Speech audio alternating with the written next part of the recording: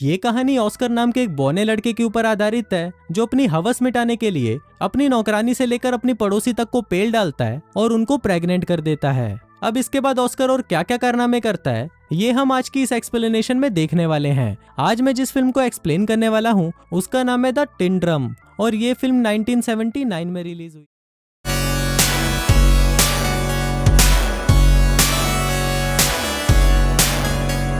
थी।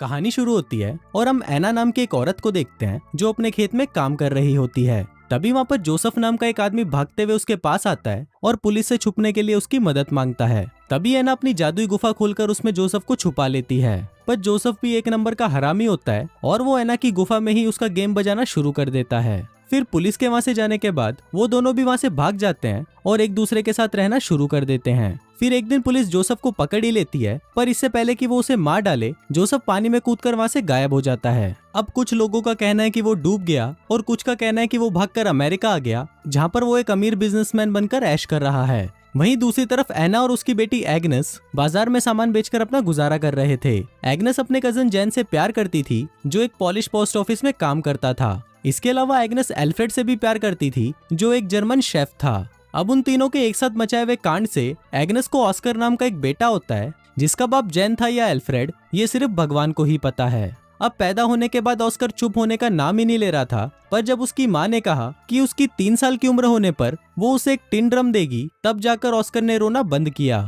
फिर 3 साल का होने पर जब ऑस्कर ने अपने बर्थडे पार्टी में लोगों को शराब पीते हुए और नंगा नाच करते हुए देखा तो उसने डिसाइड किया कि वो कभी भी बड़ा ही नहीं होगा और अपने इसी महान काम को पूरा करने के लिए वो सीढ़ियों से कूदकर नीचे गिर जाता है। और अब उसके बाद से ही ऑस्कर हमेशा के लिए 3 साल का ही रह जाता है। ऑस्कर कभी भी अपने टूटे हुए ड्रम को खुद से अलग नहीं करता और जब भी कोई उससे वो ड्रम छीनने की कोशिश करता है तो ऑस्कर इतना जोर से चिल्लाता है कि वो अपनी आवाज से कांच को भी तोड़ देता है। अब टाइम बीतता है और हम देखते हैं कि ऑस्कर अब 6 साल का हो गया है, पर ना तो वो बड़ा हो रहा था और ना ही वो अपने टूटे हुए ड्रम को छोड़ रहा था। और अगर कोई उससे वो ड्रम छीनने की कोशिश करता तो ऑस्कर अपनी आवाज से कांच तोड़ देता।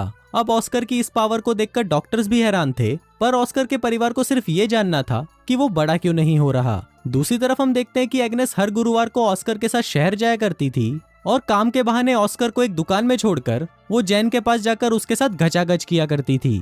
पर एक दिन ऑस्कर को अपनी माँ की इस चढ़ती जवानी के बारे में पता चल जाता है। अब कुछ साल और बीतते हैं और ऑस्कर अब 12 साल का हो चुका है। फिर एक दिन ऑस्कर अपने मॉम डैड के साथ सर्कस देखने जाता है, जहाँ पर कुछ बोने लोगों को परफॉर्म करता देखकर ऑस्कर के मॉम डैड को भी लगने लगता है कि शायद ऑस्कर भी बोना है। फिर सर्कस खत्म होने के बाद ऑस्कर बैबरा नाम के एक बोने से मिलता है जो कि ऑस्कर के इस टैलेंट को देखने के बाद उसे अपने सर्कस में काम करने के लिए बोलता है। पर तभी वहाँ पर ऑस्कर के मॉम डैड आ जाते हैं और उसे अपने साथ ले जाते हैं। अब इसके कुछ दिनों बाद हम देखते हैं कि एग्नेस जिस दुकानदार के पास ऑस्कर को छोड़कर जाया करती थी वो दुकानदार एग्नेस से प्यार करने लगा था। वो उसे और ऑस्कर को अपने साथ लंदन चलने के लिए बोलता है, पर तभी एग्नेस उसे मना कर देती है और उसे चूतिया बोलकर वहाँ से चली जाती है। फिर कुछ दिनों बाद एग्नेस को पता चलता है कि वो प्रेग्नेंट है और उसके पेट में जैन का बच्चा है। अब इस बात से एग्नेस काफी परेशान रहने लगती है और परेशानी में वो बहुत सारी मछलियाँ खाती है जो खाना उसे बिल्कुल भी पसंद नहीं था। वहीं उसके पति एल्फ्रेड को इस बात से कोई मतलब नहीं था कि जैन के पेट में किसका बच्चा है, वो सिर्फ एग्नेस को खुश देखना चाहता था। पर क्योंकि ऑस्कर के पैदा होने के बाद एग्नेस को कभी भी खुशी नहीं मिली, इसलिए वो उस बच्चे को जन्म नहीं देना चाहती थी और ज्यादा मछलियां खाने के बाद फूड पॉइजनिंग की वजह से उसकी डेथ हो गई।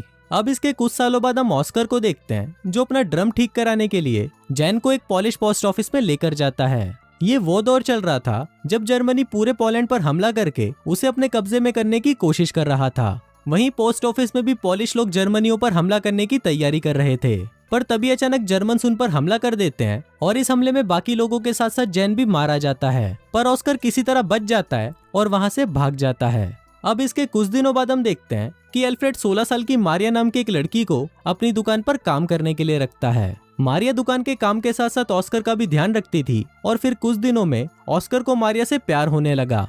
ऑस्कर भी मारिया जितनी ही उम्र का था, पर मारिया को इस बात पर यकीन नहीं था और उसे लगता था कि वो अभी भी बच्चा ही है। फिर एक रात जब एल्फ्रेड किसी काम से शहर से बाहर जाता है तो ऑस्कर अपने अंदर की बढ़ती हवस को रोक नहीं पाता और वो मारिया के कंबल में घुसकर उसके साथ घचाघच मचाना शुरू कर देता है। अब मारिया को भी इसमें मजा आ रहा था, इसलिए वो भी ऑस्कर को नहीं रोकती। अब धीरे धीरे ऑस्कर उसके और करीब आने लगा, पर फिर एक दिन उसे पता चला कि मारिया का एल्फ्रेड के साथ अफेयर चल रहा है। मारिया एल्फ्रेड से बहुत प्यार करती थी, पर एल्फ्रेड सिर्फ उसका इस्तेमाल कर रहा था। अब इस बात से मारिया बहुत ज्यादा दुखी हो जाती है और रोने लगती है। पर जब ऑस्कर उसे संभालने उसके पास आता है तो मारिया उसे बोना बोलकर उसके पिछवाड़े पर लात मार देती है। अब कुछ महीनों बाद हम देखते हैं कि मारिया एल्फ्रेड के बच्चे की माँ बनने वाली थी और ऑस्कर उस बच्चे को मारना चाहता था, पर मारिया ऐसा होने नहीं देती। फिर इसके कुछ दिनों बाद मारिया एक लड़के को जन्म देती है, जिसको पाकर सभी लोग खुश थे, पर ऑस्कर इससे बिल्कुल भी खुश नहीं था, क्योंकि उसे लगता था कि ये बच्चा उसका है। दूसरी तरफ हम ऑस्कर के दोस्त बेबरा को देखते हैं, जो कि वर्ल्ड वॉर 2 के दौरान नाजी आर्मी में एक बड़ी पोस्ट पर काम करता था। फिर एक दिन उसने ऑस्कर को भी अपनी टीम में आने को कहा, जो कि पेरिस में एक परफॉर्मेंस करने वाले हैं। अब ऑस्कर उनके साथ मिलकर सभी को अपना टैलेंट दिखाने लगता है और इसके साथ उसे अपनी टीम की एक लड़की रोजविता से भी प्यार हो जाता है। अब टाइम बीतता है और हम देखते हैं कि ऑस्कर अपने बौने दोस्तों के साथ खुश था और वो अपनी जिंदगी अपने हिसाब से जी रहा था, जैसे कि खाना पीना और घचाघच करना।